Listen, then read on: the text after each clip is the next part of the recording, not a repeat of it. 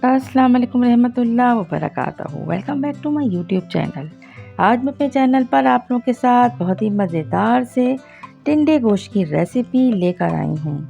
यकीन करें ये इतना मज़ेदार सा बनता है कि आप लोग एक दफ़ा इस रेसिपी को ज़रूर ट्राई कीजिएगा।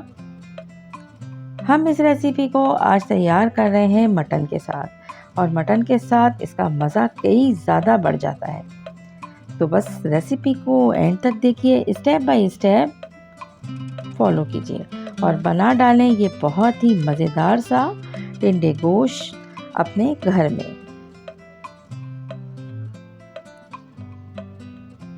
अगर मेरे चैनल पे फर्स्ट टाइम विजिट किया है तो चैनल को सब्सक्राइब कर दें, साथ साथ बेल का आइकन भी प्रेस कर दें ताकि हर आने वाली वीडियो का नोटिफिकेशन आपको सबसे पहले मिले। चलिए जी रेसिपी स्टार्ट करते हैं। यहाँ पर हमने हाफ कप ऑयल लिया है और ऑयल के अंदर हम ऐड कर लेंगे हाफ केजी मटन। मटन हम बोन्स के साथ इस्तेमाल कर रहे हैं यहाँ पर।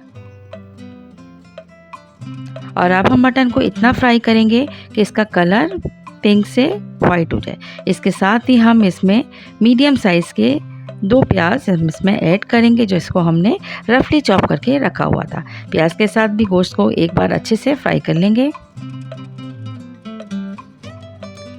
अब गोश्त का कलर चेंज हो गया है। अब हम इसमें ऐड कर देंगे लहसुन अदरक का पेस्ट। 1 टेबल स्पून भर के लहसुन अदरक का पेस्ट ऐड करने के बाद अब हम इसमें 1 टीस्पून या 1 टेबल स्पून आप डाल सकते हैं इसमें अगर मिर्चें तेज़ पसंद है, लाल मिर्च, हल्दी 1 टीस्पून, धनिया पाउडर 1.5 टेबल स्पून इसमें ऐड करेंगे और सॉल्ट इसमें 1 टीस्पून। आप अपने जायके के मुताबिक सॉल्ट इसमें ऐड कर सकते हैं। अच्छा जी, अब तमाम मसालों को ऐड करने के बाद हमें अच्छी तरह से इसे मिक्स कर लेना है और इसके साथ ही इसमें इतना पानी ऐड करना है कि गोश्त गल जाए। अगर आप इस गोश्त को प्रेशर कुकर में कुक कर रहे हैं तो फिर इसमें आप कम पानी डालेंगे, लेकिन अगर आपको उसमें नॉर्मल ढक्कन डाल के कुक करना है तो पानी की मिक़दार इसमें थोड़ी ज़्यादा होती है। अच्छा जी, यहाँ पर हमने 3 पाव के करीब टिंडे लिए हैं, 1 किलो से कम और हाफ केजी से ज़्यादा। टिंडे फ्रेश होने चाहिए, तभी आपका सालन बहुत ही मज़ेदार बनके तैयार होगा। सबसे पहले हम टिंडों का छिलका उतार लेंगे। इस तरह से किसी कटर की मदद से आप इसे छील सकते हैं।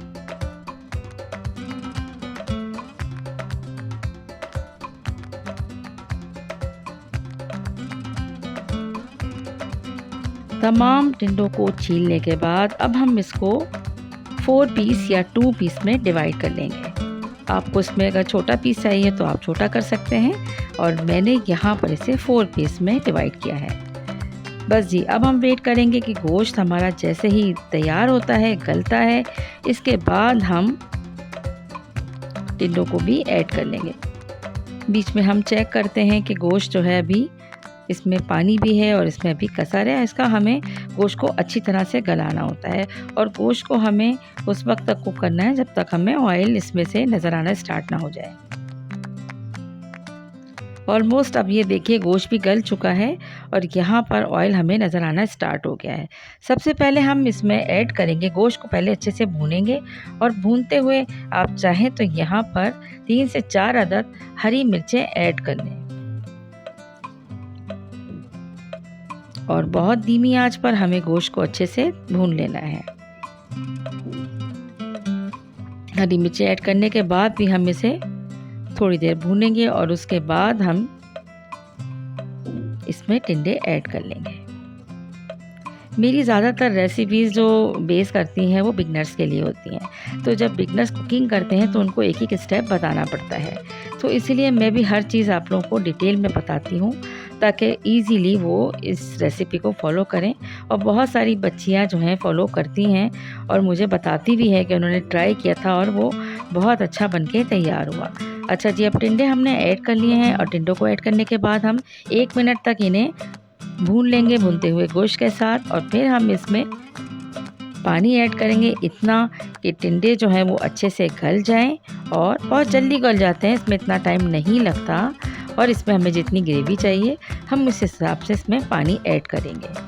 कम या ज़्यादा आप अपने हिसाब से इसमें ग्रेवी रख सकते हैं। राइस के साथ खाना है तो ग्रेवी ज़्यादा चाहिए होती है। ढक्कन ढकेंगे और अब हम इसे कुक करने के लिए छोड़ देंगे। तकरीबन 5 मिनट से 10 मिनट के अंदर अंदर अब आप देख सकते हैं कि ये अच्छी तरह से गल चुके हैं और अब हम आँच को करेंगे और लो और इसे थोड़ी देर के लिए हम दम पे रख देंगे। सॉल्ट यहाँ पर मैंने चेक किया था, थोड़ा मुझे कम लग रहा था तो मैंने थोड़ा सा सॉल्ट इसमें और ऐड किया है। सॉल्ट डालते वक्त हमेशा याद रखें कि हाथ थोड़ा हल्का रखा करें। अच्छा जी, अब हम इसमें ऐड करेंगे गरम मसाला और अब डिश आउट करते हैं। देखिए जी, शानदार सा टिंडे गोश्त तैयार है। एक बार आप लोग इस रेसिपी को तो ज़रूर ट्राई करके देख लीजिएगा। अच्छा जी, इसे गार्निश करेंगे हम हरा धनिया और हरी मिर्च। बहुत ही मज़ेदार सा ये बनता है और बहुत ही अच्छा बनके तैयार हुआ था। स्पाइस आप अपनी मर्ज़ी से इसमें कम या ज़्यादा कर सकते हैं। रेसिपी को एंड तक देखने का बहुत बहुत शुक्रिया।